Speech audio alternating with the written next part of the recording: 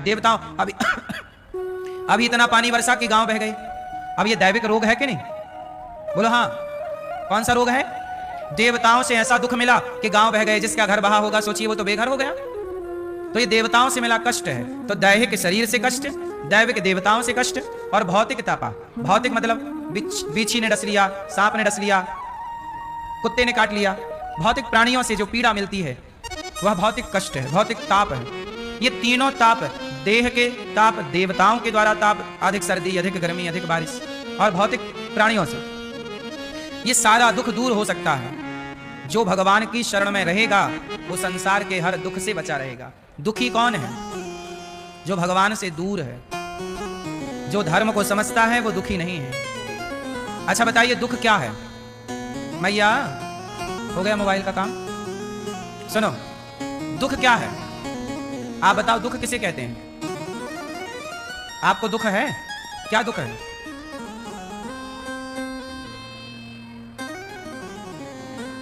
सब कुछ मिलकर भी कुछ मिल नहीं पा रहा। क्या नहीं मिला आपको? सुख। सास ने चम्मच नहीं दिया। बहुओं का यही दुख है बेचारियों का, सास ने एक चम्मच तक नहीं दिया।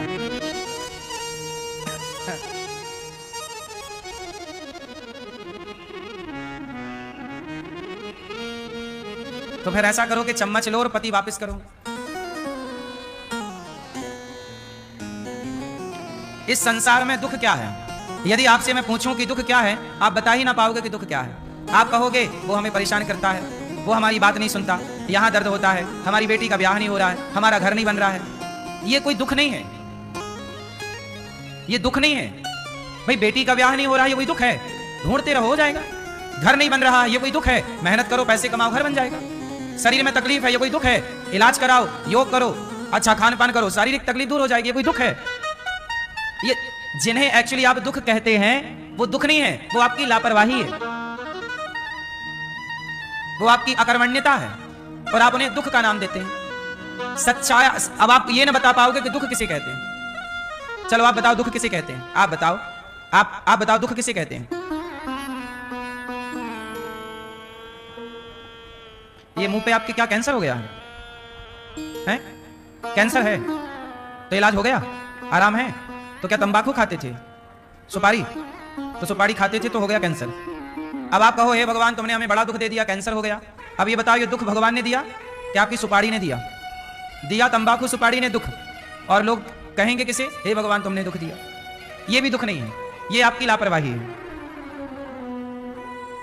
हाँ या ना? दुख क्या है ये बताओ। पीली मैया आप बताओ दुख क्या है?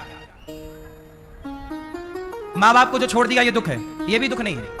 माँ बाप को छोड़ इसलिए दिया क्योंकि संस्कार नहीं है, तो संस्कार ना होना इसलिए लापरवाही। ये लापरवाही है, आपने संस्कार नहीं दिया। यदि संस्कार होते तो संस्कारवान बेटा माँ बाप को ना छोड़ता। संस्कार देने के बाद भी यदि वो नहीं रख रहा है तो ये उसकी मूर्खता है, ये दुख नहीं है, ये दुख नहीं है। अब बताओ दुख क्या है? हैं? दूसरे के सुख को देख करके दुख होना वो दुख नहीं है, वो ईर्ष्या है। एक्चुअली आप लोग ना चीजों को एक तराजू में तौल रहे हैं। सब कुछ दुख है नहीं, सबके अलग अलग शब्द हैं, मीनिंग है, परिभाषाएं हैं। आप जल रहे हैं किसी को देख के, वो आपकी ईर्ष्या है, और आप उस ईर्ष्या से आप दुखी हों तो वो दुख नहीं है, वो आपकी ईर्ष्या है। अब आप उस ईर्ष्या को यदि आप दुख कहते हैं तो आप कह सकते हैं, बट है नहीं वो दुख। अब बताओ दुख क्या? आप बताओ दुख किसे कहते हैं? दुख क्या है? लोग चिल्लाते हैं हम बड़े दुखी हैं, दुखी। कहां दुख है आप बताओ? हैं? संतुष्ट ना होना ये दुख है भाई। संतुष्ट नहीं है तो वो परेशान है, संतुष्ट हो जाओ। दुख क्या है? वो असंतुष्टि है। दुख क्या है? हैं? माँ बाप से दूर हो जाना, माँ बाप चले जाएं, ये दुख है। साया उड़ जाना वही तो है, चले जाएंगे तब ना साया जाएगा। तो भाई वो तो उम्र पूरी होगी तो जाएंगे, ये क्या बात का दुख है? वो तो मृत्यु लोक है, आए हो तो जाओगे, आया है तो जाएगा। राजा रंग फकीर, एक सिंहासन चढ़ चला, एक बंधा जंजीर। दुख क्या है? अब बताओ दुख क्या है? हैं? चलो अब हम बता देते। देखो आप लोगों के पास कोई दुख नहीं है, केवल दुख के बहाने हैं। कोई दुख नहीं है। आपकी लापरवाही को आप लोग दुख मानते हैं, आपकी गलतियों को आप दुख मानते हैं। इसे ठीक कर सकते हैं आप लोग, इसमें ईश्वर का कोई लेना देना नहीं। अब दुख क्या है वो मैं आपको सुनाऊं। भगवान को भूल जाना ही सबसे बड़ा दुख है। भगवान का विस्मरण हो गया। हमने आज भगवान को याद नहीं किया, आज हमने भगवान की पूजा नहीं की, आज हमने भगवान को स्मरण नहीं किया, आरती नहीं की, आज हमें भगवान की याद नहीं आई। यही हमारा सबसे बड़ा दुख है कि आज प्रभु याद नहीं आए। हे प्रभु, क्या गलती होगी कि आज आप हमें याद नहीं आए? ये दुख है। सबसे बड़ा दुख क्या है सृष्टि का? ईश्वर को भूल जाना ही दुख है। परमात्मा का स्मरण ना होना ही। आज आपने ईश्वर को याद नहीं किया, आज आप दुखी हैं। यही दुख है, लेकिन आप लोग इसे दुख नहीं मानते। अच्छा, आप बताओ सुख क्या है? आप बताओ भैया, सुख किसे कहते हैं? क्या सुख है? क्या सुख है? हाँ, भगवान को भूल गए ये दुख है, और भगवान याद आ गए स्मरण है, ये सुख है। बाकी कोई सुख दुख नहीं है संसार में। बाकी तो सब हालात हैं, बाकी तो सब परिस्थितियां हैं। हमने जो कर्म किया था वो हमें प्राप्त हो रहा है, अच्छा या बुरा, वो हमारे कर्मों का दंड है। दशरथ जी तड़प रहे हैं, राम राम कह रहे हैं, ये दशरथ जी के कर्मों का दंड है। दशरथ जी दुखी नहीं है, दशरथ जी के प्राण निकल रहे हैं। राम राम, कहां हो राम?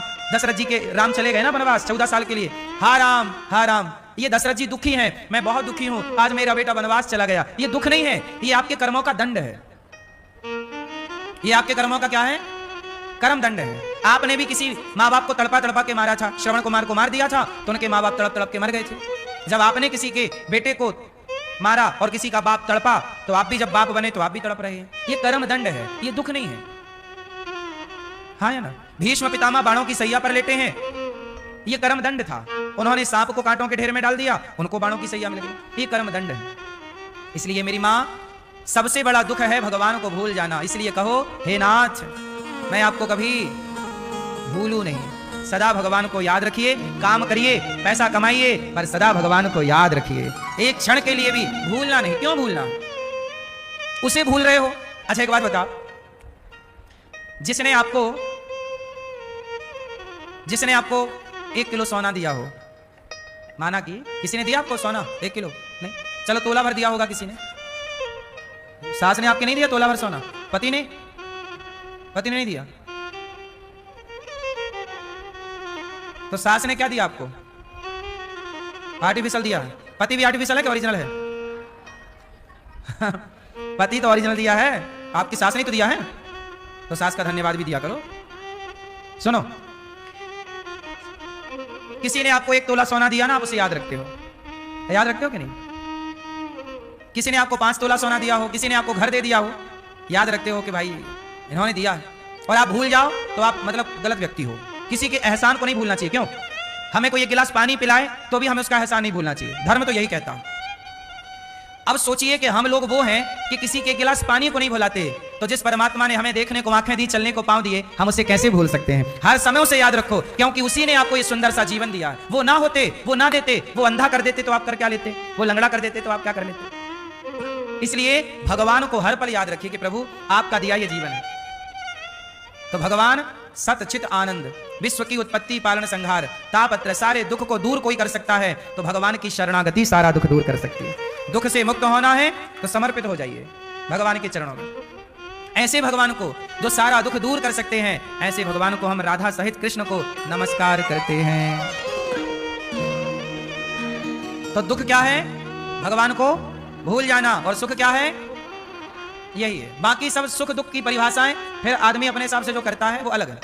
वो तो आदमी अपने अपने परिस्थिति के अनुसार बोलता रहता है। वो परिभाषाएं ओरिजिनल नहीं, ओरिजिनल ये है। इसलिए कुंती बुआ ने भगवान से क्या मांगा? हमें सुख नहीं चाहिए, हमें दुख चाहिए। कुंती बुआ ने भगवान कृष्ण से क्या मांगा?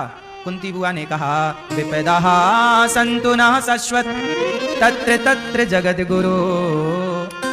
हे प्रभु, हमें कुछ देना हो। कन्हैया बोले, बुआ मैं आपको क्या दूं? कुंती बुआ बोली, देना चाहते हो? हाँ, तो मुझे दुख दे दो। दुख क्या कहती हो बुआ? सारी दुनिया सुख चाहती है, आप मेरे से दुख मांगती हो। कुंती बुआ बोली, प्रभु जब दुख था तो हर दुख में आप करीब थे, आपका स्मरण था, आप याद थे। अब सुख आ गया तो डर लग रहा है कहीं आपको भूल ना जाऊं। और मुझे तो यही लगता है केशव कि आपको याद रखना ही सुख है, मुझे और कोई सुख चाहिए नहीं। बस तू याद रहे, तू ना चला जा। बस एक कुंती बुआ ने यह परिभाषा बनाई है कि कृष्ण को याद रखना ही सुख है और कृष्ण को भूल जाना ही सीधी सी बात। बाकी रही संसार की, तो ये तो संसार आता जाता रहता है। धन दौलत हानि लाभ, आज आपको फायदा हुआ, कल नुकसान हुआ, फिर फायदा हो गया। आज आपने 10,000 कमाए, कल 5,000 कमाए, परसों आप 50,000 कमा सकते हैं। ये तो रोज का उतार चढ़ाव है, समुद्र की लहरें हैं, आई गई आई। क्यों? ये संसार का सुख तो किससे ना होगा, लेकिन आप लोग क्या है संसार में बह जाते हैं और वो प्रभावित करने लगती हैं चीजें आपको। यम प्रव्रजन्तमनुपेतमपेत कृत्यम द्वैपायनो विरह कातर आजुहाव पुत्रेति तन्मयतया तरवोभिनेदुस् तम सर्वभूत हृदयम मुनिमानतोस्मि। भगवान के पुत्र हुए हैं, वेद व्यास जी के पुत्र हुए हैं शुकदेव जी। अच्छा, शुकदेव जी अपनी मां के पेट में 12 साल रहे। सुखदेव जी अपनी मां के पेट में कितने वर्ष रहे? 12 वर्ष। क्यों 12 साल तक बाहर नहीं आए? वेद व्यास जी बोले अपने बेटे से, बेटा बड़े हो गए हो, बाहर निकलो। तो अंदर से आवाज आती सुखदेव जी, ना मैं बाहर नहीं आता। क्यों? अच्छा, सुखदेव जी मां के पेट में 12 साल तक रहे। अच्छा, सुखदेव जी मां के पेट में गए कैसे? इसकी भी कथा है। एक बार शंकर जी माता पार्वती को लेकर अमरनाथ गए और वहां अमरनाथ के जंगल में डमरू बजाई, डम डम डम डम डम डमरू बजाई, सारे पशु पक्षी भाग गए, जंगल हो गया खाली। अब शंकर जी बैठे आसन लगाकर, पार्वती जी बैठी सामने। पार्वती जी बोली कि प्रभु हमें कथा सुनाओ।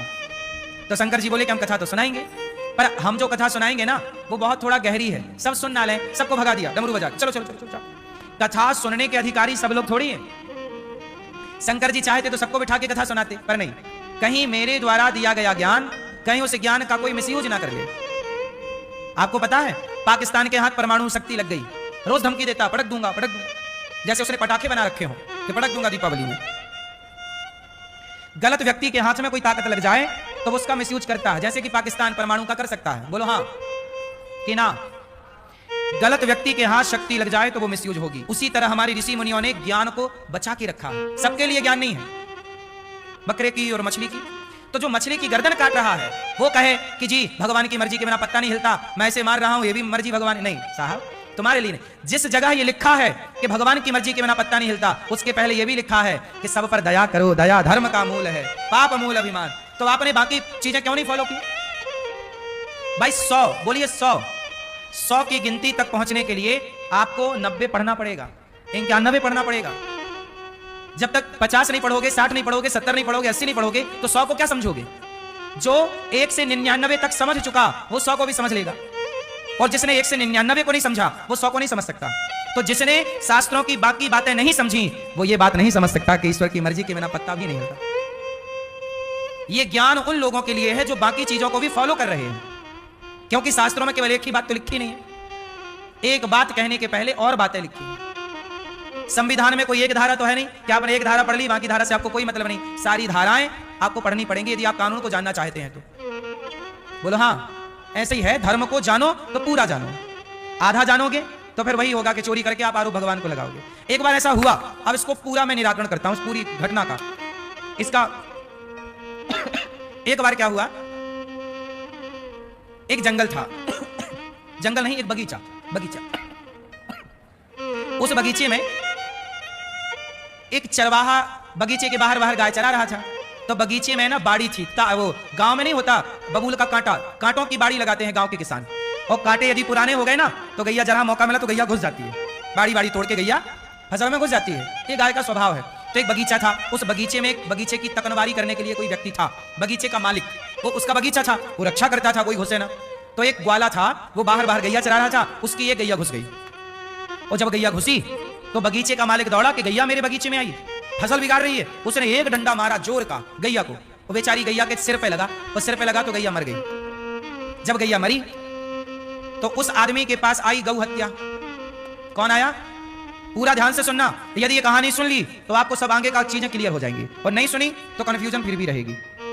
ये कहानी नहीं है, मैं आपको कुछ समझाने के लिए कहानी सुना रहा। एक बगीचे का मालिक था, उसके बगीचे में किसी की गैया घुस गई, उसने जोर से मारा, गैया मर गई। और जब गैया मरी तो गौ हत्या आई, गौ हत्या का पाप आया। वो पाप बोला, गौ हत्या बोली कि भैया तुमने मुझे मार दिया, अब मैं तेरे ऊपर चढ़ूंगी, गौ हत्या लगेगी ना। तो गौ हत्या, अब वो आदमी था चतुर, बोले गौ हत्या तुम मुझे मत लगो। क्यों ना लगो? क्योंकि मैंने तुम्हें नहीं मारा। किसने मारा? बोले मेरे पांव चलते ना तो मैं तुम तक पहुंचता कैसे? और पहुंच भी गया, और ये हाथ ने डंडे को यदि ना भांजा होता, हाथ ने डंडे को ना बरसाया होता तो तुम कैसे मरती? और हाथ में इंद्र का वास होता। हमारे शरीर के हर अंग में एक एक देवताओं का वास होता है, तो हाथों में इंद्र का वास है। तो ये हाथ यदि ना ऐसे चलते तो तुम कभी ना मरती। इसका मतलब हत्यारा मैं नहीं हूं, हत्यारा कौन? इंद्र है, क्योंकि हाथों में कौन बैठा है? इंद्र। अब हत्या चली इंद्र के पास। अब इंद्र के पास गई हत्या, गौ हत्या। इंद्र बोला आप कौन? बोले मैं हत्या हूं, आपने मुझे मारा। इंद्र बोले मैंने कहा मारा, मैं तो स्वर्ग बैठा हूं। वो बोले तो मृत्यु लोक से आई हो। इंद्र समझ गए कि संसारिक आदमी बड़ा चतुर है। अब इंद्र दौड़े दौड़े गए भगवान के पास कि प्रभु मैं तो फ्री में पिस रहा हूं, मैंने हत्या की नहीं, और ये हत्या मेरे पास आई कि मैं तेरे माथे बैठूंगी। तो भगवान बोले हत्या से, उस हत्या रूपी पाप से, गौ हत्या से, रुको जरा मैं अभी निराकरण करता हूं।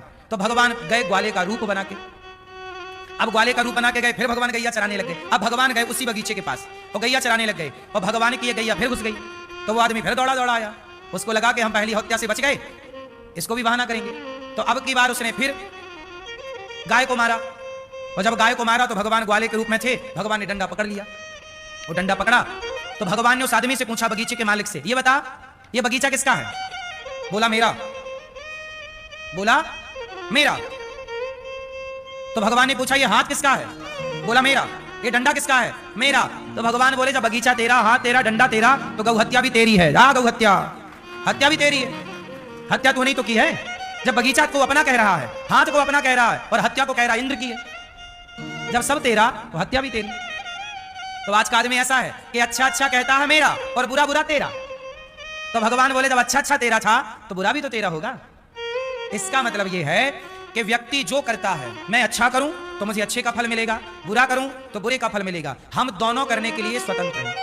इस संसार में आप पाप भी कर सकते हैं और पुण्य भी। आप पाप करोगे आपका हाथ कोई ना पकड़ेगा, आप पुण्य करोगे आपका हाथ कोई ना पकड़ेगा। दोनों करने के लिए आप स्वतंत्र हैं। चाहे पाप करो, चाहे आप सच बोलने के लिए स्वतंत्र हैं, और आप झूठ बोलने के लिए भी स्वतंत्र हैं।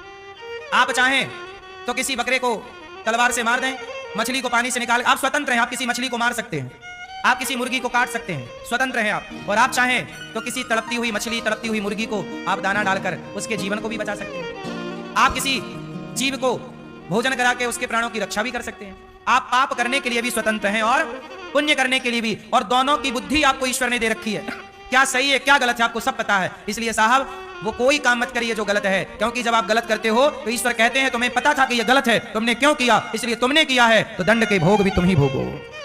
इसमें मेरा क्या दोष है? मैंने तो तुम्हें समझ दे रखी थी। चोर को पता है कि चोरी करना गलत है, फिर क्यों चोरी करता है? बलात्कारी को पता है कि बलात्कार करना गलत है, क्यों करता है? झूठ बोलना गलत। आप में से कितने लोगों को पता है कि झूठ बोलना पाप है, नदी किनारे सांप है? किस किस को पता है झूठ बोलना पाप है? जिसको पता है हाथ उठाओ। झूठ बोलना क्या है? जोर से झूठ बोलना। झूठ बोलना जब तुम्हें पता है कि झूठ बोलना पाप है, फिर क्यों झूठ बोला? और बोले हो तो फिर उसका फल भोगने को तैयार रहिएगा। फिर ईश्वर का ये न्याय है, तुम्हें पता है ना सही क्या है गलत क्या है, फिर क्यों गलत करते हो?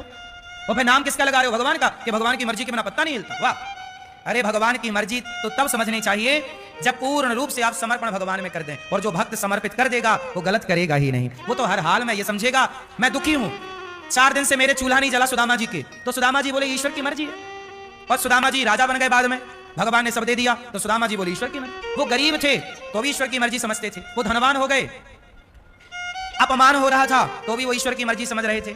और सम्मान मिल रहा है, ईश्वर सम्मान मिल रहा है तो वो सुख प्रसन्न नहीं है। अपमान मिल रहा है दुख नहीं, क्योंकि वो समझ गए कि ये सम्मान, ये अपमान, ये हानि, ये लाभ, ये सब परमात्मा की खेती है, ये सब ईश्वर का है, मेरा कुछ नहीं। अच्छा एक बात बताओ, जीवन किसका है? आपको जीवन किसने दिया? बोलो। और मृत्यु कौन देगा? तो जब जीवन लिया तो आप बहुत अच्छा सुखी हुए, और जब मृत्यु आएगी तो आप रोते क्यों हो? जब जीवन लिया तो मृत्यु भी लो ना साहब। फिर मृत्यु आती है तो आप रोते हो, हे भगवान ये गाय मर गए, ऐसा क्यों हो गया? अरे जीवन दिया था तब तो बहुत प्रसन्न थे। यदि जीवन उन्होंने दिया तो मृत्यु कोई मैंने नहीं दी, किसने दी? बोलो।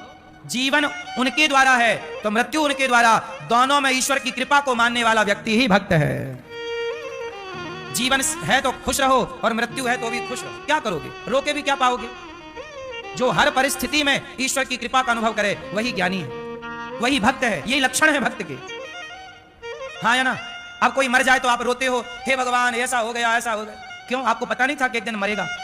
आप सबको ये पता होना चाहिए कि हम सब लोग एक दिन मर जाएंगे, पता होना चाहिए। कर लो पता नहीं है तो फिर क्यों इतना प्यार, क्यों इतना अटैचमेंट? और यही अटैचमेंट आपको दुख देता है और आप कहते हो भगवान दुख दे रहे हैं। संसार से इतना अटैचमेंट मत रखो, इतना लगाव ना रखो, क्योंकि ये दुनिया आज है कल नहीं होगी। यही खेल समझना कठिन है साहब, और जो ये खेल समझ लेता ना भगवान का, वो हर परिस्थिति में प्रसन्न होता है। राम राजा बनने वाले थे, खुश थे, और वनवास जाने लग गए तो राम रोए क्या? मैं वनवास जा रहा हूं, क्या रोए राम? जितनी प्रसन्नता राजा बनने की थी, कहीं उससे ज्यादा प्रसन्नता वनवास जाने की है। जो हर परिस्थिति में हैप्पी रहे वही ना महान है। आप लोग परिस्थितियों के कारण प्रभावित होते हैं, याद रखिएगा। आप लोग किसके कारण प्रभावित होते हैं? आपकी आंखों में आंसू हैं, ये परिस्थिति तय कर रही है। आपके होठों पे मुस्कान है, ये परिस्थिति तय कर रही है। लेकिन ये गलत है, ये रॉन्ग है। सही क्या है? परिस्थिति कैसी भी हो, पर हर हाल में आप प्रसन्न हैं, यही महानता है। राम राजा बनने वाले थे, पिता ने कहा राजा बनना है, उसी पिता ने कह दिया वनवास जाना है, तो वनवास जाना है, यह सुन के राम को जरा भी दुख नहीं हुआ।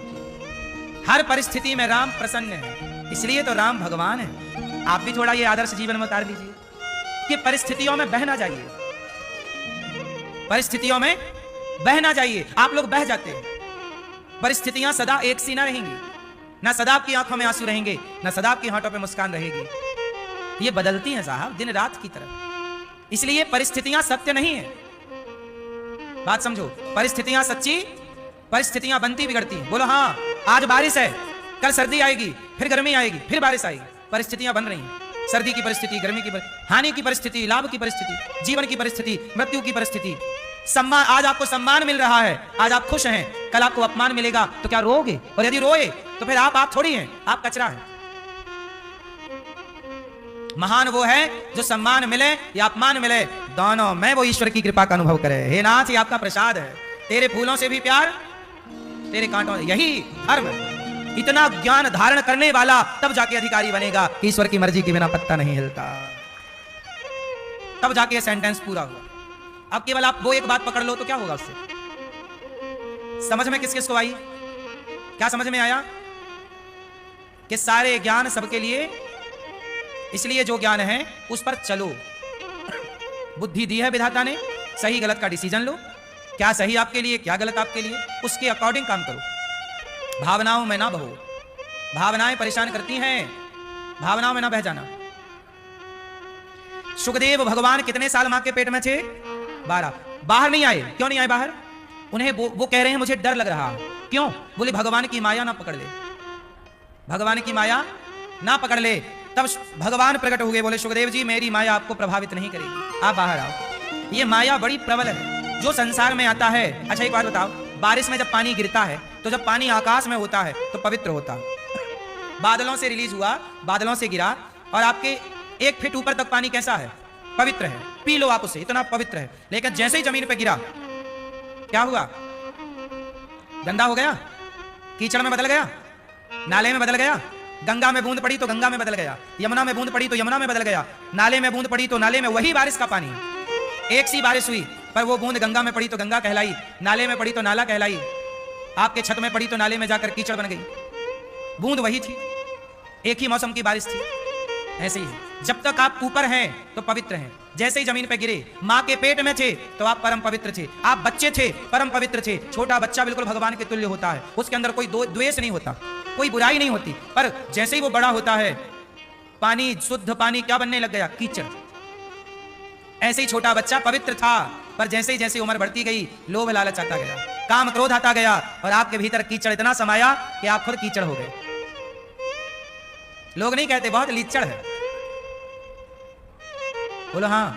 अच्छा ये बताओ मेरी माँ, जब आप छोटी सी बच्ची थी तब आपके अंदर कोई दोस्त था? बोलो। छोटा सा लड़का तो ऐसे ही नंगे घूमता है, उसके अंदर कोई दोष है? बोलो। छोटा बच्चा तो उसे आप कपड़े मत पहनाओ, वो कभी नहीं कहेगा कि मुझे कपड़े पहनाओ, उसे कोई दोष नहीं उसमें, ना उसके अंदर छल है, ना कपट है, ना वो निंदा करता, ना वो चुगली करता। मतलब परमात्मा ने जब आपको भेजा था तो पवित्र ही भेजा था, जैसे बारिश की बूंद पवित्र ही थी, वो तो धरती पर गिरी तो गंदी हो गई। ऐसे आप भी ईश्वर ने जब भेजा तो पवित्र ही थे, पर आपको जैसी संगत मिलती गई, बूंद गंगा में गिरी तो गंगा बन गई, संगति अच्छी मिल गई तो मीरा रैदास रसखान बनते चले गए, संगति गलत मिलती गई तो रावण कुंभकर्ण कंस बनते चले गए, संगति बढ़िया मिली तो विवेकानंद बनते चले गए, संगत गलत मिलती गई तो शैतान बनते चले गए। बूंद वही थी, बूंद वही चीज धरती पर गिरी, वो गंगा में गिरी तो गंगा। सत्संग में आओगे तो कीमत बढ़ जाएगी, कुसंग में जाओगे तो कीमत बोलो घट जाएगी। बूंद वही, भूमि परत भा ढावर पानी, जिम जीव ही माया लपटानी। सच बताओ, आप छोटे से थे ना, बड़े पवित्र थे। जितनी पवित्रता विचारों की बचपन में थी, सच बताओ इतनी पवित्रता विचारों की आज है? बोलो। जब आप छोटे से थे ना, कपड़े भी नहीं पहनते थे ना, तब आप कहीं भी सोते थे, आपके अंदर कोई वासना ही नहीं थी, किसी को देखकर आपके मन में कोई प्रभाव नहीं था। आज आप किसी को देखते हैं तो देखने से भी आपके चित्त पर प्रभाव पड़ता। बोलो हाँ। किसी लड़की को, किसी लड़के को आज आप देखो जवानी में तो आप प्रभावित होते हैं, देखने से भी होते हैं। आप किसी के गृह प्रवेश में जाओ और उसका बड़ा सा घर देखो तो आप उसका घर देख के प्रभावित होते हैं। ऐसा मेरा कब बनेगा यार, इसका बन गया, इसने कोई बेईमानी तो नहीं की, ऐसा तो नहीं कमाया। मतलब घर उसका, आपको सम्मान से बुलाया, लेकिन आपके चित्त में उसका प्रभाव पड़ा। बोलो हाँ। इसका मतलब संसार की हर सिचुएशन, हर परिस्थिति आपको प्रभावित कर रही है। ये बात सही है कि गलत है?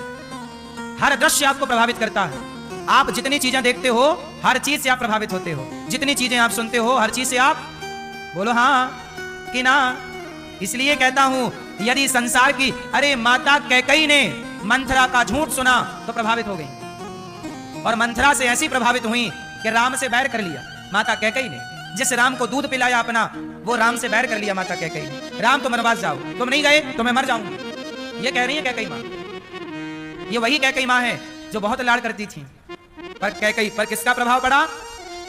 बोलो जोर से। मंथरा। कंस पर किसका प्रभाव पड़ा? शकुनी का। और अर्जुन पर किसका प्रभाव पड़ा? भगवान कृष्ण का।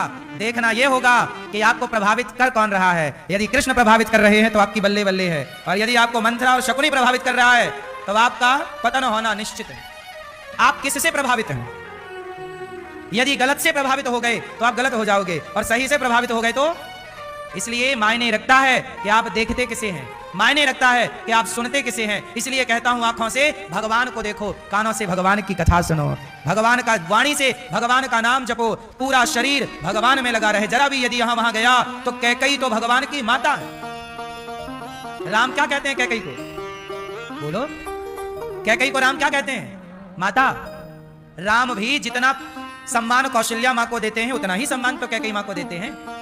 राम तो जगत के पालनहार की मां है कैकेयी, लेकिन वो जगत के पालनहार राम की मां की भी बुद्धि बिगड़ सकती है मंथरा जैसों की संगति से, तो आपकी बुद्धि नहीं बिगड़ सकती गलत संगति से। इसलिए अपने को बचाओ, अपने बच्चों को बचाओ। किससे बचाओ? संगति से, कुसंगति से, गलत संगति से। और अच्छी संगति हो तो दौड़ के जाओ। संगत से गुण आते हैं, संगत से गुण जाए, लोहा जड़ा जहाज में पानी में उतरा। धुंधकारी नाम का एक पापी अपने बाप को मारता है, अपने पिता को मारता है, और 5-5 वैश्याओं के संग रहता है।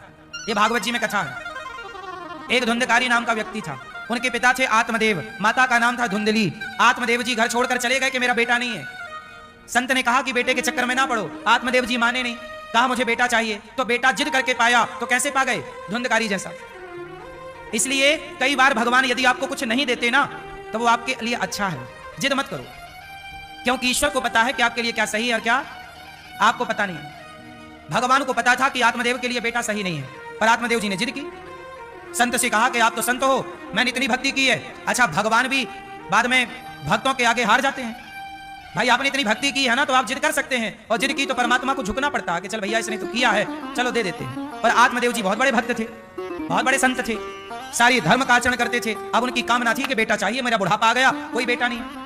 तो संत जी मिल गए। संत जी ने समझाया कि आप बेटे के चक्कर में ना पड़ो। कथम रोदसी विप्रत्वम काते चिंता बलियसी वदत्वम सत्वरम मह्यम स्वस्य दुःखस्य कारणम।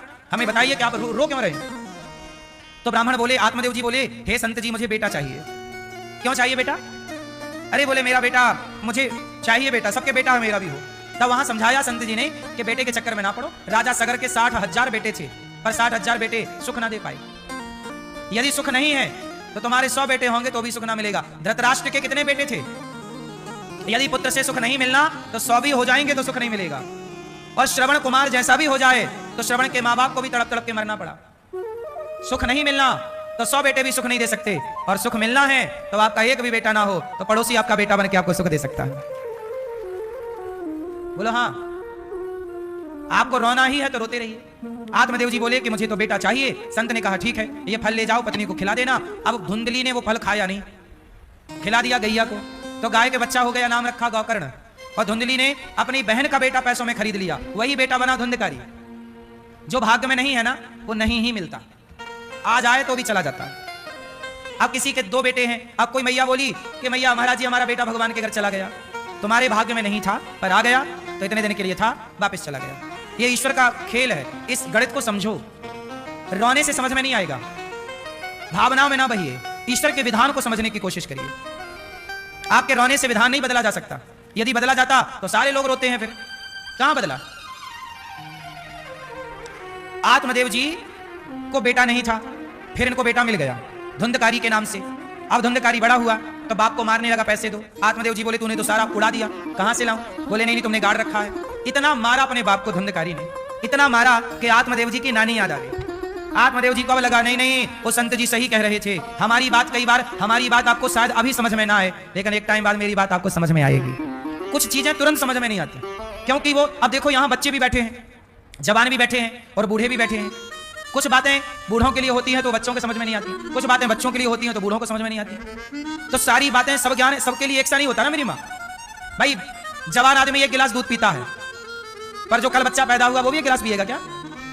बोलो, वही मात्रा सबके लिए नहीं है। जो कल बच्चा पैदा हुआ है वो जरा सा दूध पिएगा, इतना सा। यदि ज्यादा पिला दोगे तो बीमार पड़ जाएगा। बोलो हाँ कि ना, ऐसे ही है। कितनी दवाई किसे देनी है? इसलिए हमारे शास्त्रों ने, हमारे गुरुजनों ने ये बताया कि कौन सा ज्ञान किसके लिए है। इसलिए कुछ ज्ञान जो हम आज कहते हैं वो शायद आपको अच्छा भी ना लगे।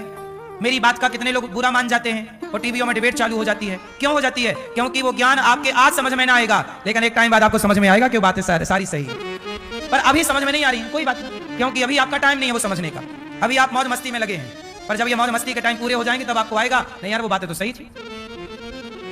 क्योंकि वो बात समझने की अभी आपकी एज नहीं है, आपकी उम्र नहीं है।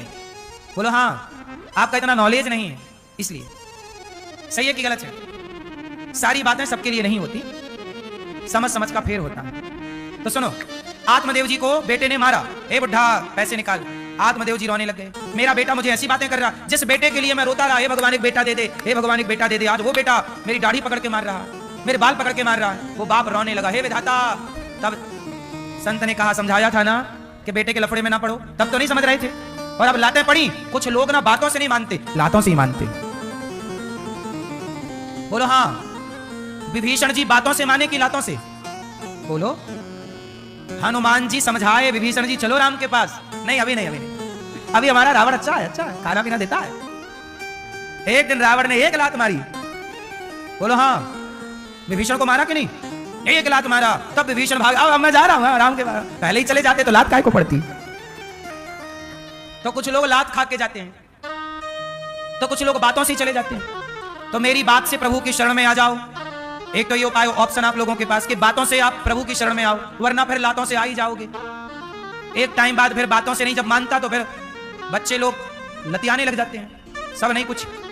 बोलो हाँ, उपेक्षा होने लग जाती है ना। एक टाइम आज आपका सम्मान आपके घर में है, लेकिन एक टाइम बाद आपका ये सम्मान नहीं रहेगा। आप बूढ़े हो चुके होंगे ना, आपका एक सेपरेट कमरा हो चुका होगा, एक खटिया हो चुकी होगी, चलो वहीं पड़े रहो और ज्यादा खुर्र खुर्र मत करो, चुप रहा करो ज्यादा।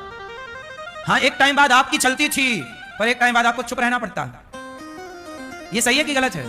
ये प्रकृति का नियम है। सदा ना रहा है सदा ना रहेगा जमाना किसी का, सदा ना रहा है सदा ना रहेगा जमाना किसी का। इसलिए जमाना अच्छा है तो नहीं चाहिए दिल दुखाना किसी का। आत्मदेव जी ने कहा, बेटा तुमने लात मारा, पिता को अपमानित किया। देखिए, अच्छा एक बात बताओ, भगवान यदि कोई चीज नहीं देते तो वो अच्छा है कि बुरा है? यदि आपको, जैसे आप कह रहे हो कि भगवान हमें ये वस्तु मिल जाए, पर वो नहीं मिल रही है, तो आपको क्या लगता है भगवान मेरे साथ गलत कर? नहीं, गलत नहीं कर रहे हैं, भगवान अच्छा कर रहे हैं। ना देकर, कई बार ना देकर भी भगवान कृपा करते हैं। ये बात सही है कि गलत है? ना देकर, एक मैया बोली बेटा, एक बेटा बोला मां केला दे दो, केला खाना है, तो मां ने केला नहीं दिया और बेटे ने चुपके से निकाल लिया और खाने लग गया, तो मां ने 2 थप्पड़ जमाई गाल पर, ले चट चट। और दूसरा बेटा आया तो मां ने केला निकाला और केला अपने हाथ से दे रही दूसरे बेटे को। एक बेटे को केला नहीं दिया, और दूसरे बेटे को केला दे रही है, तो बताओ माँ पक्षपाती हुई कि नहीं? बोलो हाँ, बोलो हाँ। आप लोग कह दिए हाँ। हाँ नहीं ना, आप सिचुएशन तो सुनो, परिस्थिति तो सुनो। आप लोग परिस्थिति नहीं जानना चाहते। एक माँ केला खिला रही है एक बेटे को, क्यों? क्योंकि वो कमजोर है, डॉक्टर ने बोला है केला खिलाओ, इसे दूध पिलाओ।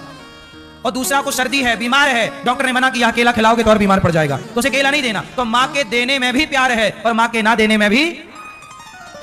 और आप लोगों ने क्या बोला? नहीं माँ तो गलत कर रही है, पक्षपाती है। पहले सिचुएशन तो सुनो। ऐसे ही भगवान है, कई बार ईश्वर आपको देते हैं तो कई बार ईश्वर आपको, किसी को बेटा दे दिया, किसी को बेटा नहीं दिया। आप कहोगे उनको दे दिया, हमें क्यों नहीं दिया? भाई तुम्हें नहीं दिया, तुम्हारे लिए ईश्वर ठीक नहीं समझ रहे होंगे। जैसे माँ उस बच्चे के लिए केला देना सही नहीं समझती, पर दूसरे बच्चे को केला देना सही समझती है। बोलो हाँ, ऐसे ही है। परमात्मा हमें सुख दे रहे हैं तो ये ईश्वर की मर्जी है, और दुख दे रहे हैं तो ईश्वर की मर्जी है। दोनों में कृपा का अनुभव करना चाहिए। हर हाल तेरा है, हर परिस्थिति तेरी है। घड़ा बन गया, अब कुम्हार उसे कहां तपाएगा? आग में। तो बताओ कुम्हार घड़े के साथ अच्छा कर रहा है कि बुरा? अरे आग में ठूंस रहा है, भाई अच्छा है कि बुरा है? आपको कोई आग में ठूंस दे तो आप कहोगे अच्छा है। कुम्हार घड़े को कहां लगाता है? आग में। क्यों लगाता है? क्योंकि कुम्हार उस घड़े का भला चाहता है। ये जितना तपेगा उतना मजबूत बन के निकलेगा भट्टे से। ऐसे ही जीवन में दुख आ जाए तो समझ लेना परमात्मा तुम्हें उस आग में तपा करके कीमती बनाना चाहते हैं, तुम्हें निखारना चाहते हैं, तुम्हारी कीमत बढ़ाना चाहे। जीवन में दुख आए तो घबराओ मत, मजबूत बनो, ईश्वर की कृपा मानो। वो लोहार कृपा कर रहा है उस घड़े पे तपा के। कच्चा घड़ा तो काम का नहीं है ना, पक्का घड़ा काम। ऐसे ही आपको ईश्वर तपा रहे हैं, तपो, मेहनत, घबराओ मत, हर हाल में ईश्वर की कृपा। बात सही है कि गलत है? हाँ, दुख में मत घबराना पंछी, ये जग दुख का मेला है। चाहे भीड़ पड़ी अंबर पर, उड़ना तुझे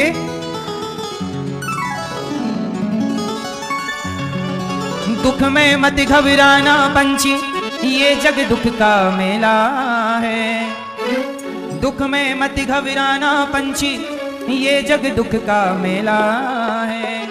चाहे भीड़ पड़ी अंबर पर, उड़ना तुझे अकेला है।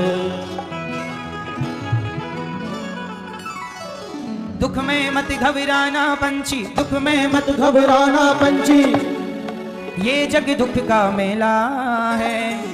चाहे भीड़ पड़ी अंबर पर, उड़ना तुझे अकेला है। हाँ, दोनों हाथ उठा के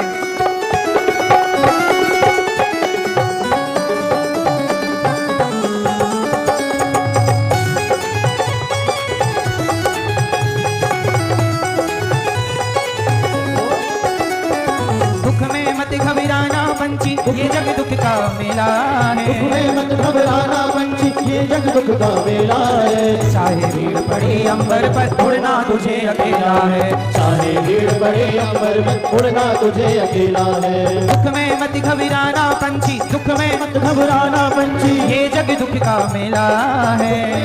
मेला है। चाहे भीड़ पड़ी अंबर पर, उड़ना तुझे अकेला है। चाहे भीड़ पड़ी अंबर पर, उड़ना तुझे अकेला है।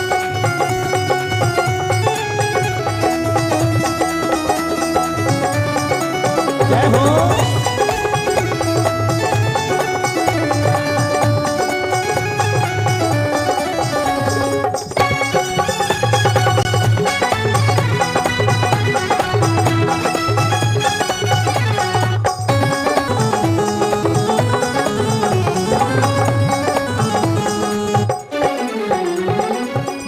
कोमल पंख ये तेरे और गगन की ये दूरी, नन्हे कोमल पंख ये तेरे और गगन की ये दूरी।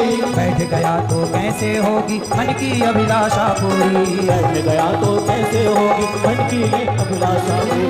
नन्हे कोमल पंख ये तेरे और गगन की ये दूरी, नन्हे कोमल पंख ये तेरे और गगन की ये दूरी। बैठ गया तो कैसे होगी मन की अभिलाषा पूरी, बैठ गया तो कैसे होगी मन की अभिलाषा पूरी। उसका नाम अमर है जग में, उसका नाम अमर है जग में, जिसने संकट झेला है। उसका नाम अमर है जग में, जिसने संकट झेला है। चाहे भीड़ पड़े अंबर पर, उड़ना तुझे अकेला है। चाहे भीड़ पड़े अंबर पर, उड़ना तुझे अकेला है।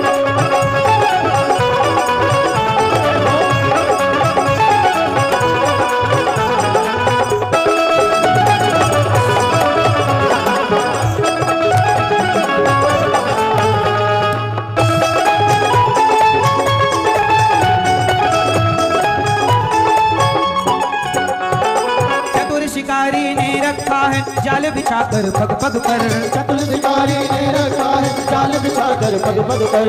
हंस मत जाना भूल से पगले पछताएगा जीवन भर, मत जाना भूल पगले पछताएगा जीवन भर। मोह माया में तू मत फंसना, मोह माया में तू मत फंसना बड़ा समझ का खेला है, मोह माया में तू मत फंसना बड़ा समझ का खेला है। चाहे भीड़ पड़ी अंबर पर उड़ना तुझे अकेला है, चाहे भीड़ बड़े अंबर पर उड़ना तुझे अकेला है।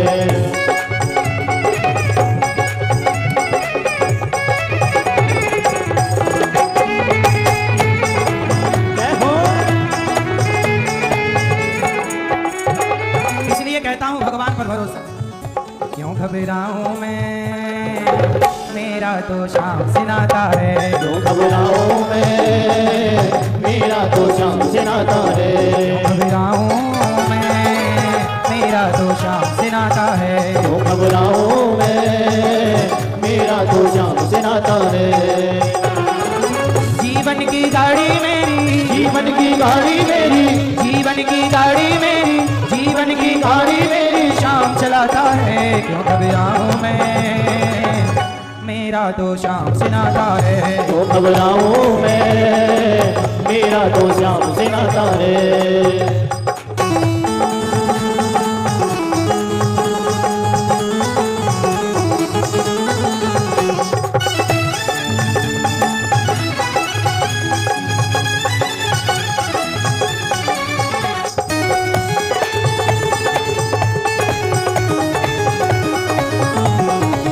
के बादल जब जब मंडराते, शाम नाम लेते ही छट जाते, उसके बादल जब जब मंडराते, शाम नाम लेते ही छट जाते। बाल भी बांका वो ना कर पाते, कभी दोबारा नजर नहीं आते, बाल भी बांका वो ना कर पाते, कभी दोबारा नजर नहीं आते। संकट आने से पहले, संकट आने से पहले, संकट आने से पहले शाम आता है। क्यों घबराऊं मैं, मेरा तो शाम से नाता है, क्यों घबराऊं मैं, मेरा तो शाम से नाता है।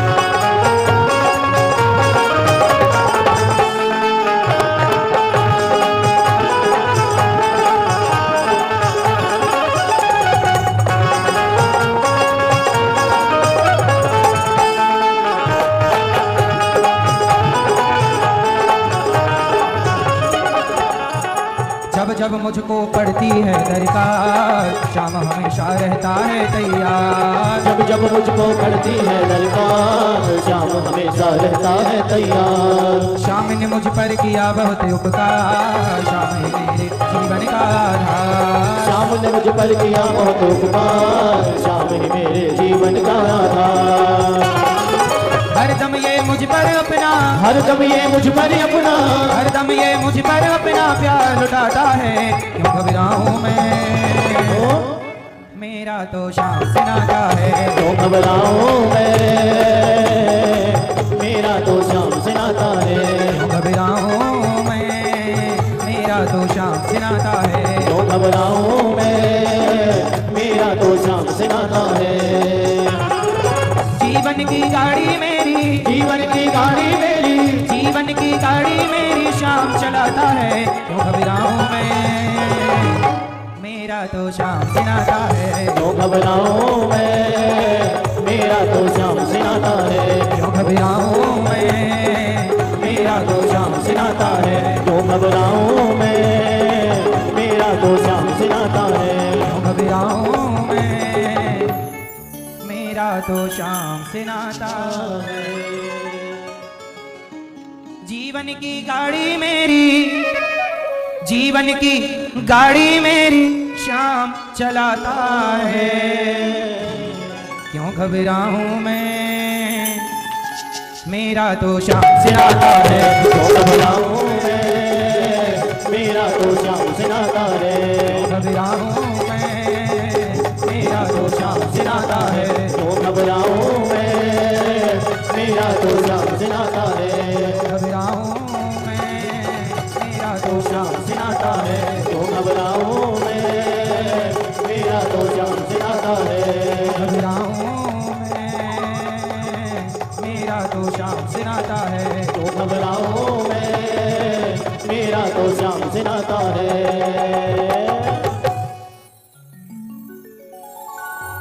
क्यों घबराऊं मैं, मेरा तो श्याम से नाता है। जब भगवान से संबंध हो जाएगा ना मेरी माँ, तो कोई कष्ट ना होगा, जीवन में कोई परेशानी ना होगी। आत्मदेव जी रोने लग गए, दुखी हो गए। तब गौकर्ण जी ने कहा, देहे स्थिमान से रुधिरे विमतिम त्यजत्वम, जाया सुतादिषु सदा ममता विमुंच। पश्यानिशं जगदिदं क्षणभंगनिष्ठं, वैराग्यरागरसिको भवभक्तिनिष्ठः।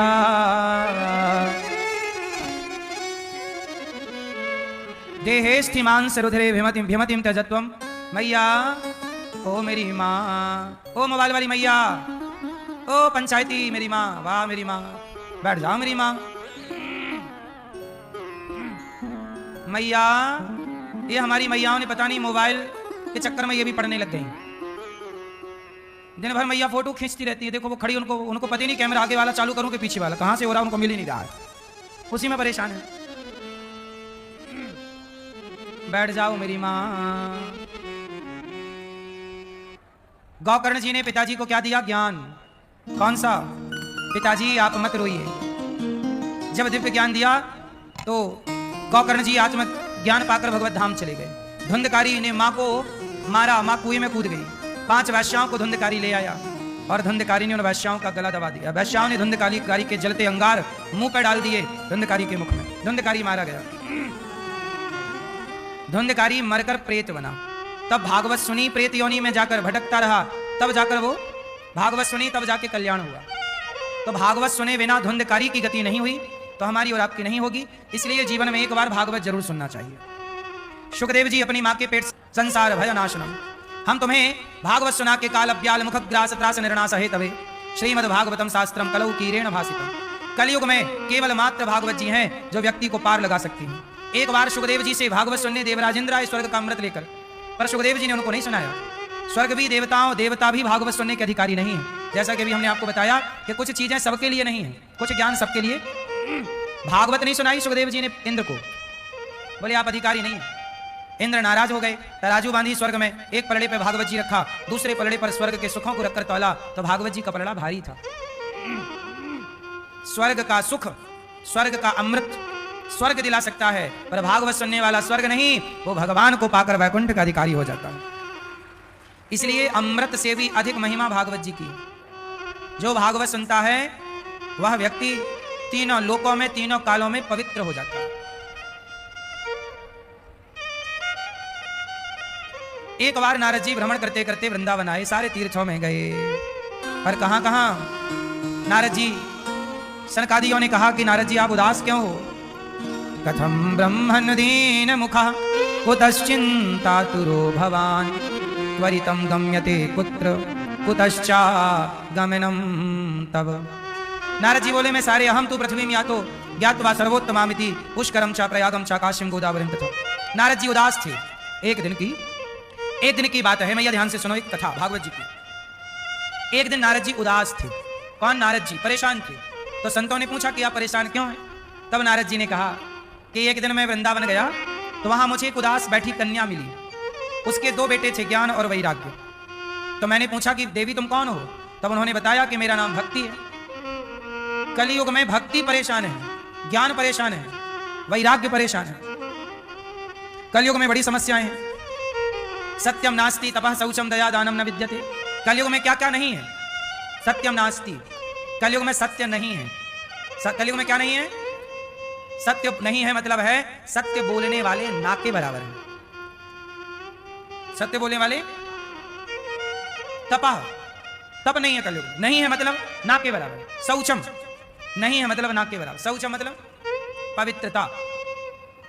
कलयुग में सच नहीं बोलने वाले लोग हैं, तपस्या करने वाले लोग नहीं है, तपस्वी नहीं है। तीसरा शौचम, कलयुग में क्या नहीं है? पवित्रता। आप लोग जैसे पहले नहाते हो कि खाते हो? पहले क्या करते हो? कुछ लोग बिना नहाए पहले खाते हैं, चाय चाय के संग बिस्किट, बिस्किट मतलब बिस्किट, हाँ या ना? बिस्किट मतलब बिस्की किट। 3 जहर होते हैं बिस्किट में। कितने जहर होते हैं? कौन कौन से आप बताओ? बिस्किट में कौन कौन सा जहर है? बोलो। मैदा, बोलो हाँ। चीनी, पाम ऑयल, तीनों क्या है? अमृत है। तो आप बताओ, जहर है तो आप बताओ। क्यों भाई? बिस्किट में क्या है? अमृत है। स्वास्थ्य के लिए कुछ फायदेमंद चीजें हैं उसमें, इसलिए हम इसे बिस्किट किट कहते हैं।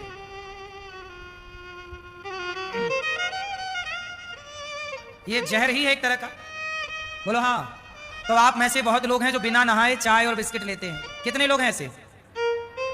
आप बिना नहाए चाय बिस्किट सवेरे ले लेते हो? चाय बिना नहाए, बिस्किट भी सही, और पोहा जलेबी बिना नहाए, सही बता।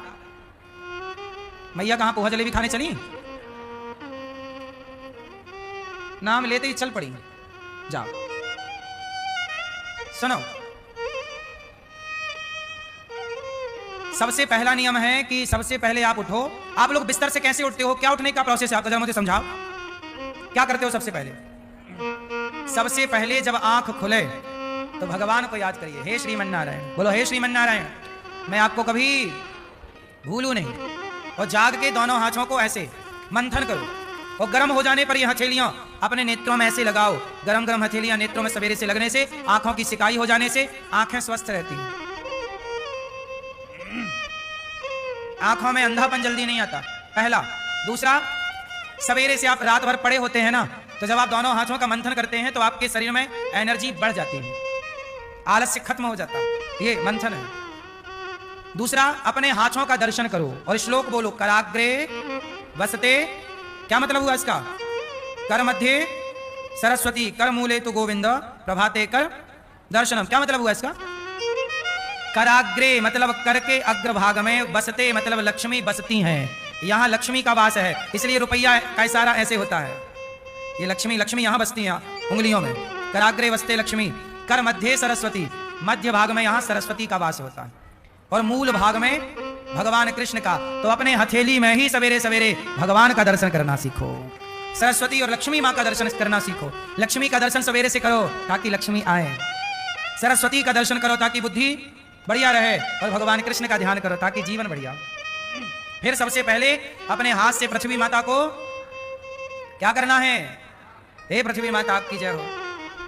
फिर अपना दाहिना पांव सबसे पहले पृथ्वी पे रखना चाहिए। कहा यह जाता है कि जो सुर चलता हो उसका वो वाला पांव रखना चाहिए, पर आप सुर का नॉलेज नहीं रखते तो आप दाहिना पांव सबसे पहले पृथ्वी को प्रणाम करके, हे पृथ्वी माता आपकी जय हो, प्रणाम करके फिर थोड़ा सा सवेरे जागकर 3-4 गिलास पानी पियो। उठ के सबसे पहले क्या करना चाहिए? पानी पीना चाहिए। सवेरे जाग के पानी पियो। जो रात भर में आपकी लार बनी ना मुंह पे, वो अंदर जानी चाहिए।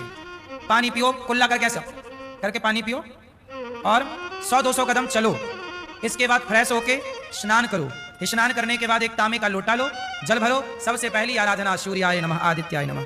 सूर्य भगवान को एक लोटा, सूर्य भगवान को एक लोटा जल चढ़ाओ। सूर्याय नमः, आदित्याय नमः, भौमाय नमः, खगाय नमः, मित्राय नमः, भास्कराय नमः। सूर्य भगवान की कितनी परिक्रमा लगाओ? खड़े खड़े 7 बार घूम जाओ। ये सूर्य भगवान की 7 परिक्रमा। और जल चढ़ाते समय कोई बड़ा बर्तन रख लो ताकि वो जल का पानी पांव छींटे पांव में ना आए। वो पानी फिर कहीं क्यारी में विसर्जित कर दो, ठीक है? फिर इसके बाद क्या करो? आपके घर में मंदिर होगा छोटा सा, वहां आसन लगाओ, पूर्व दिशा की ओर बैठो। पूर्व दिशा की ओर मुंह करो, या पूर्व या उत्तर की ओर मुंह करो। और आपके घर में गोपाल जी हैं, उनको स्नान कराओ, उनको नहलाओ, उनको वस्त्र पहनाओ, उनका भोग लगाओ। सवेरे सवेरे भगवान की पूजा, और चलता रहे मुख में श्री कृष्ण गोविंद हरे मुरारी, हे नाथ नारायण वासु। सवेरे जागो, थोड़ा कीर्तन कर लो श्री कृष्ण गोविंद। पति पत्नी दोनों समय से जागो, बच्चों को जगाओ। सवेरे आरती उतार लो भगवान की, सारे लोग मिलकर 5 मिनट कीर्तन कर लो श्री कृष्ण को। हे ईश्वर को धन्यवाद दे दो, हे प्रभु आपने आज का दिन दिया, ये जीवन दिया, प्रभु आपका है, सब आपके चरणों में समर्पित है। भगवान का भोग लगाओ। स्नान कराने का जो जल बचे वो जल ग्रहण करो, वो बनता है चरणामृत। चरणामृत पीकर बच्चे स्कूल जाएं। चरणामृत पीकर चलने वाला व्यक्ति कभी उसकी अकाल मृत्यु नहीं होती। अकाल मृत्यु हरणम सर्वव्याधि विनाशनम, विष्णु पादोदकम पीत्वा पुनर्जन्म न विद्यते। केवल चरणामृत की महिमा। तो भगवान को इस तरह पूजा करो, थोड़ा ध्यान करो, पाठ कर लो। हनुमान चालीसा का पाठ कर लो, सुंदरकांड का पाठ कर लो, 5 मिनट कीर्तन कर लो, श्री कृष्ण गोविंद हरे मुरारी, भगवान का धन्यवाद दे दो। इसके बाद तैयार होकर अपने काम धाम पे चले जाओ। सवेरे योग करते हो तो योग कर लो, आधा घंटा 1 घंटा योग जरूर करना चाहिए। फिर नित्य कर्म करो। रात को सो तो सोने के पहले आप लोग क्या करते हैं? रात को बिस्तर पे जाते हैं, जाके सो जाते हैं। ऐसे नहीं सोते। सोने के पहले भगवान का बिस्तर पे पड़े पड़े भगवान का ध्यान करना चाहिए। भगवान ऐसा भाव बनाओ कि भगवान श्रीमन नारायण के हम चरण दबा रहे हैं, भगवान के सुंदर छवि का दर्शन, और भगवान का चिंतन करते करते सो जाओ। जब भगवान का चिंतन करते सोएंगे तो सपने में आपको भगवान का दर्शन होगा। 15 दिन तक रेगुलर यदि आपने ध्यान किया तो आपको एक 15-20 दिन के अंदर ही दर्शन हो जाएगा। और कलयुग में ना सपने में ही दर्शन होते हैं भगवान के। इसलिए थोड़ा बाहर की दुनिया से हट जाओ। बाहर बहुत ज्यादा मजा नहीं है साहब, ये चकाचौंध में ना उलझा करो। थोड़ा ध्यान चिंतन, भगवान को याद रखो। और नहा के ही रसोई में, हमारी माताएं नहाओ, नहा के फिर नाश्ता बनाओ, भोजन बनाओ। अब आप लोग कुछ माताएं बिना नहाए रसोई में चली जाती हैं, बिना नहाए भोजन बना लेती हो। तुम्हारे हाथ का तो देखो सतयुग के कुत्ते भी ना खाते, यदि तुम ऐसे आचरण वाले हो तो। सतयुग त्रेता के कुत्ते भी तुम्हारे हाथ का ना खाते। सही बोल रहे हैं। अब इसमें कोई बुरा माने तो क्या करें? तुम बिना नहाए रसोई में चली गई। कुछ लोग तो लघु शंका करते हैं, हाथ तक नहीं धुलते और घूमते रहते। शौच करने जाते हैं, शौच करने के बाद नहाते नहीं, और पूरे घर में अब तुम्हारे हाथ का जो जो खाएगा, अब तुम बिना नहाए तुम रसोई में गए, भोजन बनाए, और तुम्हारे हाथ का जितने लोग खाएंगे सबकी बुद्धि भ्रष्ट हो जाएगी। जैसा खाओ अन्न वैसा रहे। आजकल लोगों के मन काहे बिगड़े हैं? तुम्हारा पति, कुछ पति पड़ोसन को ताक रहे हैं। काहे ताक रहे हैं? तुमने उन्हें दूषित अन्न खिला दिया है। गलत अन्न खाएगा तो बुद्धि गलत होगी, ये हम नहीं कह रहे। अच्छा बताओ, अन्न का प्रभाव मन पर पड़ता है कि नहीं? जैसा अन्न वैसा, ये पुरानी कहावतें हैं, मैंने नहीं बनाई। जैसी राखे शुद्धि वैसी बने, जैसा पिया पानी वैसी बोले, जैसा करे संग वैसा चढ़े रंग। ये सब बातें गलत नहीं। इसलिए लघु शंका करो तो 4 कुल्ला करो, पांव धुलो, हाथ धुलो, तब शुद्धि होती है। और शौच करने जाओ तो पूरा नहा चुके हो तो आधा नहाओ, अर्ध स्नान करो। जो कपड़े पहनकर शौच करने गए वो गीले करो, तब आप पवित्र होंगे। आपकी रसोई भी मंदिर है। चलो बताओ, रसोई में किसका वास होता है? किसका? किसका? तो रसोई मंदिर है या नहीं? रसोई में अन्नपूर्णा का वास है, और रसोई में भरत जी का वास है। राम भैया के भैया कौन? विश्व भरण पोषण कर जोई, ताकर नाम भरत अस होई। जो भरत जी का स्मरण करते हैं उनका कोठार कभी खाली नहीं रहता, भंडार भरा रहता। भरत जी, अन्नपूर्णा मैया और भरत जी। भरत जी की पत्नी ही अन्नपूर्णा है, माता मांडवी। इसलिए आपकी रसोई मंदिर है, वहां चप्पल पहन के ना जाओ, स्नान करके जाओ, पवित्रता से घुसो, अच्छे भाव से भोजन बनाओ। पवित्र भोजन बना के थाली में दाल चावल सब्जी रोटी निकाल के तुलसी का पत्ता डाल के पहले भगवान का भोग लगाओ। भोग कैसे लगाना चाहिए? आप लोग कैसे भोग लगाते हैं? कैसे भोग लगाते हैं? कैसे? तुलसी का पत्ता किसमें डालते हैं? भोजन में। कितने भोजन में? आप लोग ना इतना सारा भोजन बनाते हो और भोग तो केवल इतने से भोजन का लगाते हो, जबकि भोजन कैसे, भोग कैसे लगाना चाहिए? भगवान की थाली बड़ी हो, भगवान के बर्तन बड़े बड़े हों, जितनी दाल बनी सारी दाल डाल दो, जितनी सब्जी बनी सारी सब्जी डालो, जितना रोटी बनी सारी रोटी रखो, सारी साग रखो, सलाद रखो, खीर रखो, सारा हलवा, और सब कुछ भगवान को तुलसी पत्ता डाल के।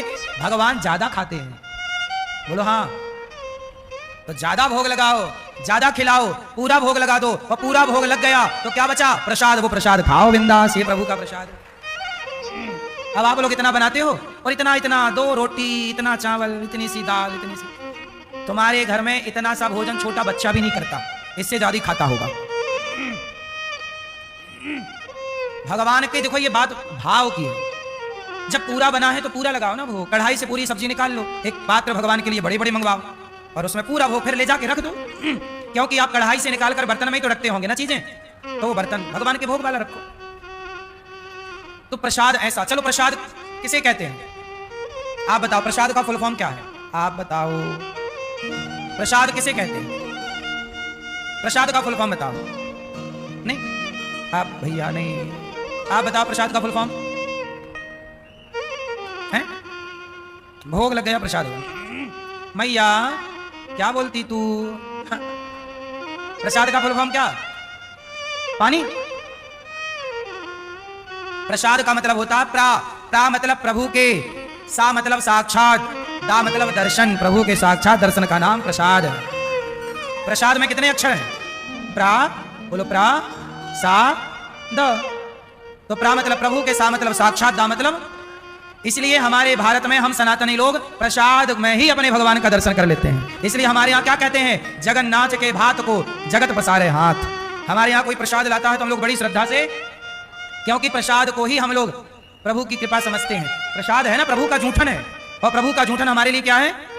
प्रसाद है। और प्रभु का जूठन भी वो प्रभु के तुल्य बन गया, इसलिए भक्त लोग उस प्रसाद में भी, इसलिए अन्नम ब्रह्म गीता में लिखा है। अन्न कौन है? बोलो, अन्न भी ईश्वर है। क्यों भैया? चावल में ईश्वर का वास है या नहीं? यदि चावल भोजन तुम ना करो तो मर जाओगे। अन्न में प्राण होते हैं, बोलो हाँ। इसलिए हमारे यहाँ थाली को प्रणाम किया जाता। खाने से पहले थाली को, आप लोग नहीं करते ना, पहले के लोग थाली को प्रणाम करते थे, बोलो हाँ।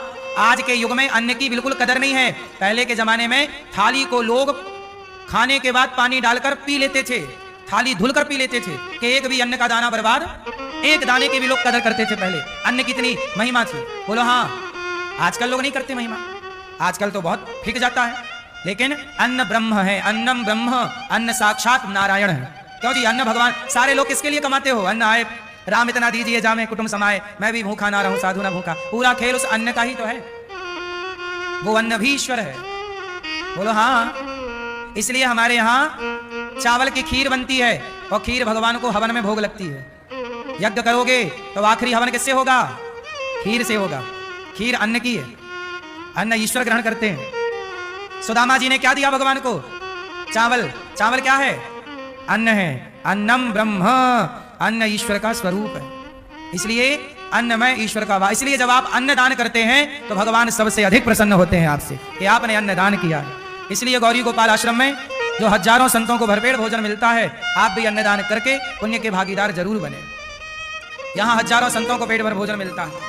300 वृद्ध माताएं रहती हैं, 309 सभी माताओं को भोजन मिलता है। आप भी माताओं को भोजन बंटवा सकते हैं। यहाँ रोज अखंड लंगर चलता है, 25 से 30 हजार लोग पर डे भोजन करते हैं। यहाँ पर देख लीजिएगा अपनी आंखों से, अखंड रसोई चलती आए हो, सब देखिएगा, रसोई चलती है। 30 हजार लोग पर डे खाते हैं। अभी यहाँ हम बात कर रहे हैं आपसे, तो भी वहां भोजन चल रहा है रसोई में, देख लीजिएगा। तो आप भी अन्नदान करके पुण्य के भागीदार जरूर बने। तो नास्ति सत्यम नास्ति तपः शौचम। तो आज से कितने लोग लघु शंका करने के बाद क्या करोगे? जोर से 4 कुल्ला। शौच के बाद क्या करोगे? स्नान। तब क्या बनोगे? पवित्र, शुद्ध। और शुद्धता से भोग बनाओ, शुद्धता से भोग लगाओ। घर में थोड़ा शुद्धता का ख्याल रखो मेरी माँ। आज आप लोगों की शुद्धता बिगड़ जाने से आजकल बच्चों की बुद्धियां बिगड़ रही हैं। यदि शुद्धि ना बिगड़ी होती तो बुद्धि कभी ना बिगड़ती। बात सही है कि गलत है? बोलो हाँ कि ना। आज के लड़के 4-4 दिन नहाते नहीं है सर्दियों में। आप बताओ ये राक्षसपना है या नहीं है? नहीं, एक की बात नहीं चल रही है ना, अधिकांश लोग ऐसे हैं। बच्चे, कुछ बच्चे ऐसे हैं जो नहीं नहाते। जो नहीं नहाते वो लोग समझें कि नहाना है बस। नारद जी बोले कि महाराज, भक्ति महारानी रो पड़ी कि मेरा दुख दूर कैसे हो। तब नारद जी ने कहा, सनकादियों ने कहा भागवत सुनवाओ। तब हरिद्वार में आसन लगाई गई 3 भक्ति ज्ञान वैराग्य के लिए। सनकादियों की आसन लगी 4, सनक सनंदन सनातन सनत कुमार। और कथा स्टार्ट हुई। हाँ सदा सेव्या श्रीमद्भागवती कथा, यस्याः श्रवण मात्रेण हरिश्चित्तम समाश्रये। सदा सेव्या, भगवान की कथा सदा सुनो। भक्ति महारानी उस भागवत की महिमा को सुन के ताता थैया करके नृत्य करने लगी। महाराज मैं कहाँ बैठूं? कहा जाओ भक्तों के हृदय में जाकर बैठ जाओ। भक्ति महारानी उनके हृदय में बैठती हैं जो भागवत सुनते हैं। ज्ञान वैराग, सोचिए भागवत सुनने से भक्ति ज्ञान वैराग्य का भी दुख दूर हो गया। भागवत सुनने से क्या नहीं हो सकता ये बताइए? कोई भागवत सुने तो क्या नहीं मिल सकता ये बताइए? सारा दुख दूर हो गया भक्ति महारानी का। इसके बाद हुआ ये कि नारद जी ने कहा कोई पापी से पापी व्यक्ति भागवत से तरेगा? बोले हाँ, धुंधकारी जैसा महान पापी भी तर गया भागवत सुनने के बाद। धुंधकारी जब प्रेत बना तब गौकर्ण जी उनके भाई ने उनको भागवत सुनवाई, और जब भागवत सुनी तब धुंधकारी प्रेत योनि से मुक्त होकर के भगवान के घर चला गया। ये वही धुंधकारी जो अपने माँ बाप को सताता था, मारता था, और जब मारा पीटा और जब मरा तो प्रेत बना। जो व्यक्ति पाप करता है वो भोगता तो है, चाहे जीते जी भोगे चाहे मरने के बाद भोगे। प्रेत योनि में बड़ा कष्ट पाता है और भोगता रहता है। इसलिए कहता हूं, प्रेत योनि में कोई चला गया हो तो आप उसके लिए भागवत जी के पोथी पाठ श्राद्ध पक्ष में बिठाकर उनकी सदगति के लिए प्रयास जरूर कीजिए।